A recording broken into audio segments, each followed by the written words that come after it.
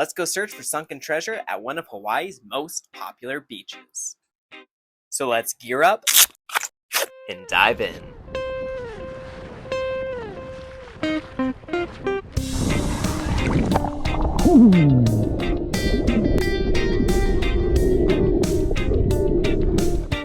The first beep was hiding in the shallows and had me feeling like a beached whale. But we're already onto the treasure with the silver ring. This beach is super popular amongst the tourists, and there are some days when there are so many people in the water that it gets super cloudy. Unfortunately, visibility was alright today though.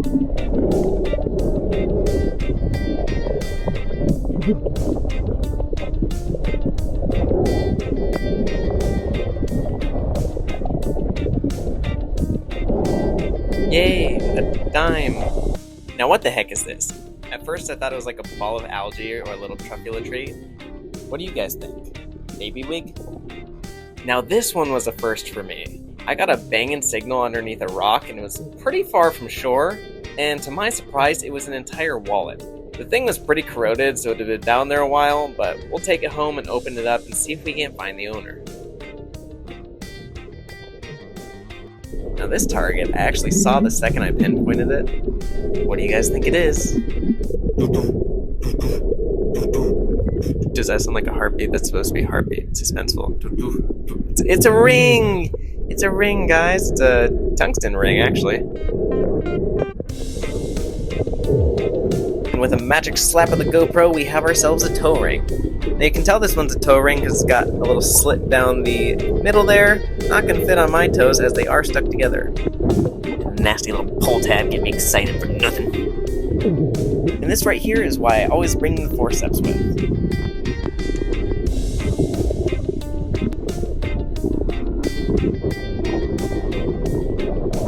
Tungsten carbide.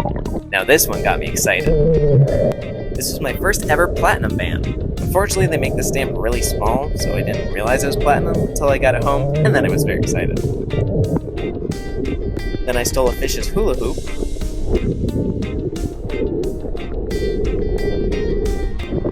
Making my way down, I was starting to get into those crashing waves, and if you remember from a previous episode, there was a certain ring that those certain waves had knocked right out of my certain fanny pack, and there she is. We finally have our little greenstone ring back in action. And it almost looks like an antique, so I'm excited to get it home and cleaned up. Nothing to see here. Now for one of the cutest fish in all of the ocean, this is a porcupine fish.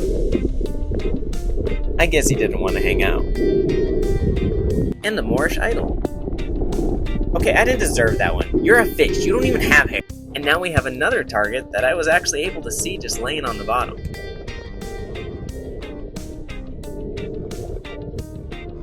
I always love finding rings, except of course when they only fit on the tip of my finger, in which case I get extremely upset. Then we came across some massive surgeonfish, which, fun fact about these guys, they're not actually board certified.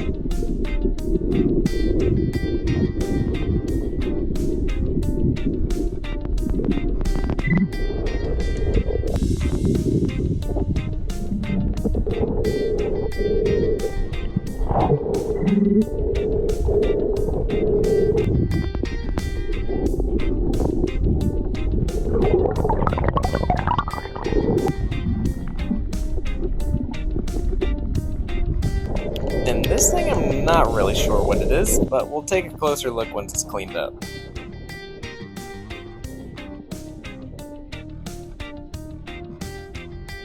This little guy obviously did not want to hang out, so he took his money and left.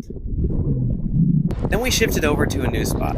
So for those of you curious, that water bottle on the underside of my detector actually acts as a ballast, so I can empty and fill it to control how buoyant it is.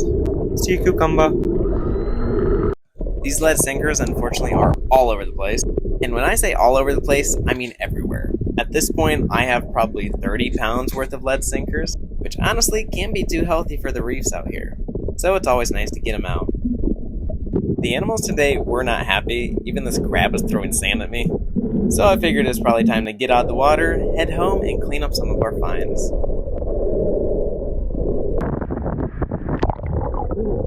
Now be thankful you guys can't smell through the computer screen because this thing stinks. I want to know how you guys think this got to the bottom of the ocean. Because it was either he was swimming with it in his pocket at the time, or maybe he had it stolen and they took the cash and pitched the rest into the ocean. I mean, I've definitely had my bags rummaged through while I'm at the beach before, so it's not out of the realm of possibility. Now, this dude had a lot of cards, but at this point I'm guessing they've all been replaced, some of them expiring as soon as 2023. But I've scoured the internet for this guy, and he doesn't seem to have any social media. So if you guys happen to know a Michael from Texas, be sure to let him know I've got his wallet. And we'll add the coins to my fund for a new rotator cuff when I reach the age of 35. And now time for the good stuff. So first off is this junky little ring. That's the one with all the stones on it. It's not made of any sort of precious metal, and you can tell by the way that it has held up, or rather lack thereof, within the water. Then we've got our little silver toe ring. There you can see the little slit from where it would slide onto your toe so it doesn't get stuck forever. Now this one has a little bit of tarnish on it, but on the inside there is a 925 stamp, so it is sterling silver. Then onto the prettiest ring of the day. This one has a lot of inlaid stones. Now, if you guys have any information on this ring, I would love to hear it. It is sterling silver. It has a little signature stamp on the inside. It is full of different types of stones, and it's honestly super cool. Then a big old tungsten ring. Tungsten surprisingly holds up pretty well, being in the ocean. Throw it in vinegar and it really disintegrates off all that buildup on there. But because tungsten is so much harder than gold or silver, it can't be polished up like the other ones.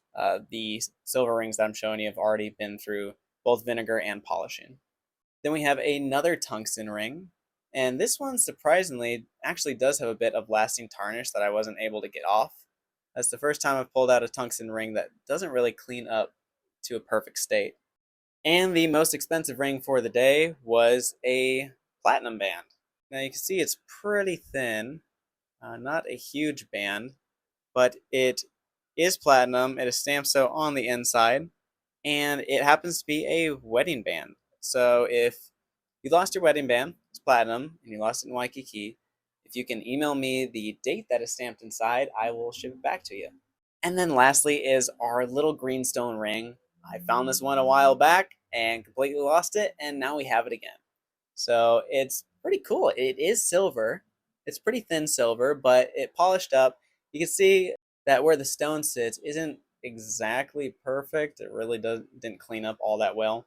It's probably been in there quite a while. Does it match my eyes? And then our last weird find for the day that wasn't actually a ring is this little thing. Now it does have some sort of symbol on it.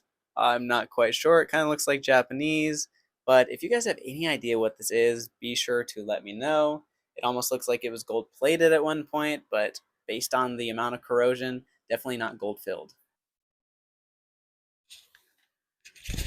Well, that's going to go ahead and do it for this one, guys.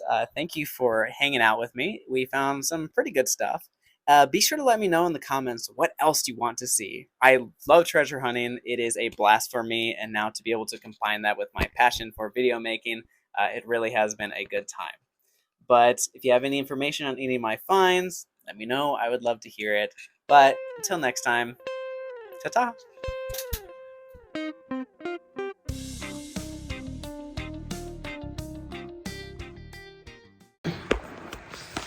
Get in there.